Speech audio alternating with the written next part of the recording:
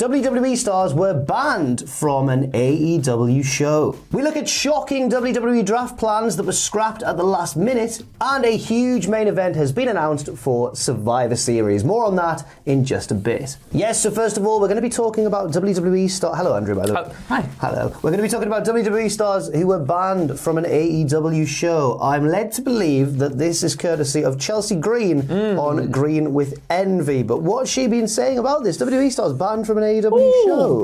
Cray. She's been saying everyone at WWE who had a spouse or a partner that was on All In got a text a week or two out from talent relations at WWE saying they were not allowed to be at All In. Originally, of course, Matt and people, Matt Cardona, obviously, at that point, and people like Deonna Purrazzo, Adam Cole, and so many people were going to be at All In backstage watching us. When they sent that text, it was too risky for any of them to be there, especially after being told not to. Wow. Ooh. So it was WWE who banned their own stars from attending All In, which is interesting to me because All In was so early on. It was, yeah. That I'm surprised that WWE even really cared that much. I could maybe understand if they thought, oh, that's a bit risky for like current AEW shows. Yeah, definitely. But for All In, well, there wasn't even any telling like that there was going to ever be an AEW after that. Exactly, that's the thing. Cause All In is considered the thing that kind of like kicked off AEW and everything. So yeah, maybe if it was already a promotion that had been made, perhaps then WWE, being like, come on now, don't do that. We don't want you to seem like you're promoting anything,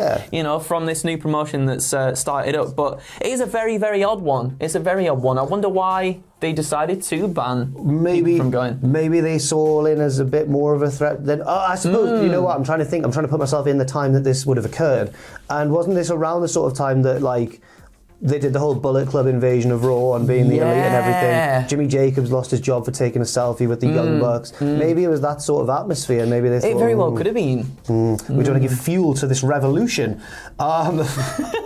Goodness me. It's a bit heavy for a Tuesday morning. That was good. Thank you very much. Also, WrestleVotes have been tweeting again. They're one of those Twitter accounts, when they tweet, I sit up and I pay attention. Whoa, like The Undertaker. Can't help it. Yeah, I do. What have they been saying now? Well, WrestleVotes tweeted about shocking draft plans that WWE had that was scrapped reportedly at the last moment, saying WWE had seriously considered breaking the pairing of AJ Styles and Omos during the draft, to the point where that was the plan until people of power, including a main Raw talent, spoke up and expressed thoughts on how Omos isn't quite ready for singles action yet. And they actually listened. Wow. Fair enough. I wonder who this main Raw talent was. Could be anyone. Yeah, it could have been anyone. I'm not entirely sure who, but this is the right decision, I think, personally. I don't think we've seen enough of AJ Styles and Omos together yet. And I think the pairing together, unique. I mean, what better person to be teamed up with than AJ Styles, a fantastic wrestler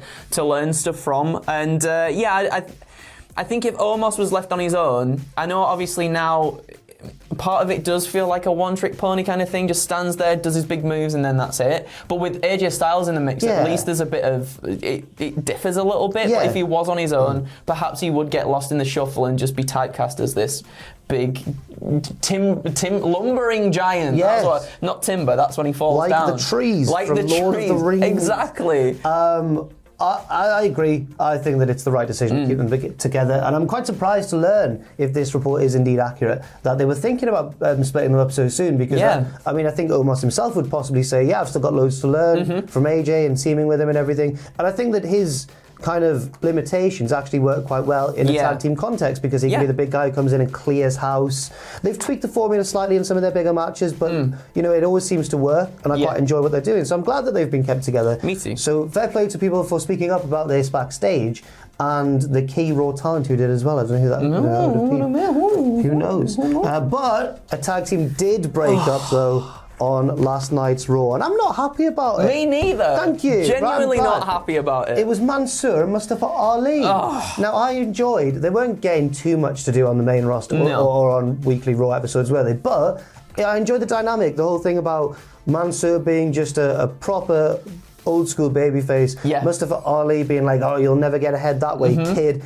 But then we saw little storyline instances like Mustafa Ali saving him from a beatdown and then getting beaten up himself. Maybe Ali learning the power of friendship and what that can bring. And maybe Mustafa Ali turning into a babyface himself. No, that's scrap. Because they lost the match to Cedric Alexander and Shelton Benjamin.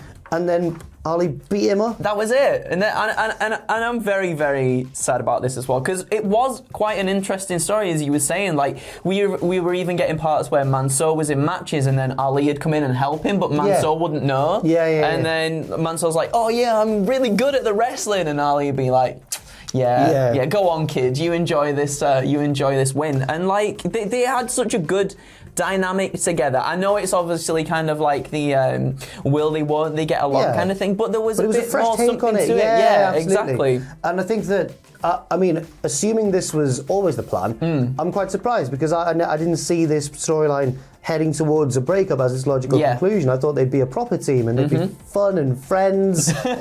Fun and friends. That's the name. Yeah, of the they're team. fun and friends.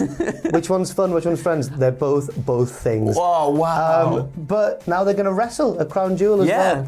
Maybe that's why they've done the breakup. I think that's probably it for Manso, because obviously Manso's a big name when they do the Crown Jewel stuff. You can't beat him there. You can't beat him there. So Mustafa Ali, why would you do that just before Crown Jewel? You silly fool. You've sealed your own fate there, pal. The rest of the Crown Jewel card is shaping up as well. There's going to be, obviously, as we learned on SmackDown, a Hell in a Cell match between Seth Rollins and Edge. There's going to be the King of the Ring finals, which will be either Sami Zayn or Finn Balor taking on either Jinder Mahal or Xavier Woods.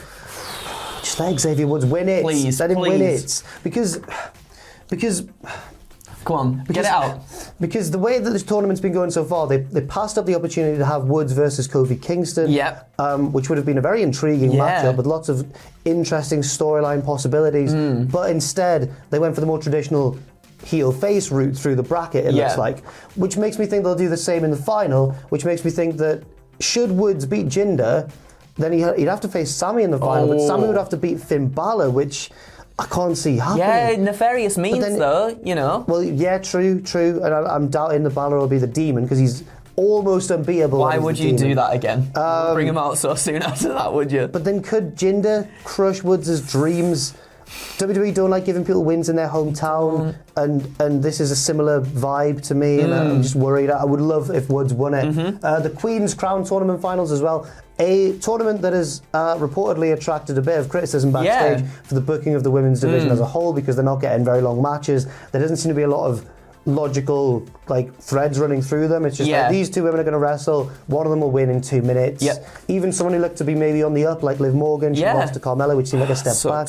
So the final of that will be either Zelina Vega or Carmella taking on either Shayna Baszler or Doudrop. Also, RK Bro will defend the tag titles against AJ Styles and Omos.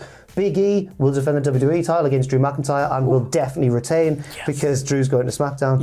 And Becky Lynch, two more Becky Lynch will defend the SmackDown Women's title against Bianca Belair and Sasha Banks and will possibly lose because she's heading to Raw. And Roman Reigns will defend the Universal Championship against Brock Lesnar. But it's a Saudi Arabia show, so there's always wacky stuff. Something can happen. Anything wacky. I mean, who knows? Who honestly knows? Brock Lesnar on a pogo stick. Brock Lesnar on a pogo stick. Could be. We were all thinking it. You're the voice of the voices. You just said. Was just saying it. What we were thinking. Also, looking ahead beyond Crown Jewel to Survivor Series, the main event of that has been announced in a way. It's going to be the WWE Champion versus the Universal Champion. They've done this for a few years now. It's more, I guess, the question of who are those champions going to be when the time comes around. If it was just the way it is now, it would be Big E versus Roman Reigns, which I could definitely see main event a big pay-per-view.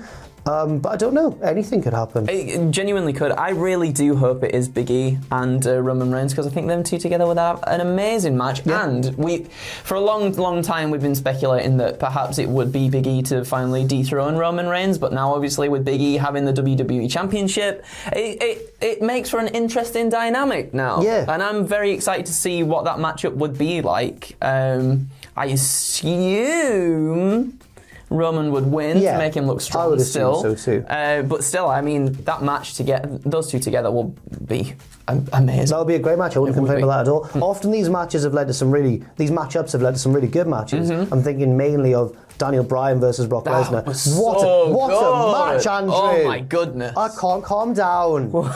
You'll have to try. Because there'll be more wrestling news later on. Thanks everybody for watching. Leave your thoughts and opinions in that comment section down below. Stay safe out there. Stay positive, and we'll see you shortly.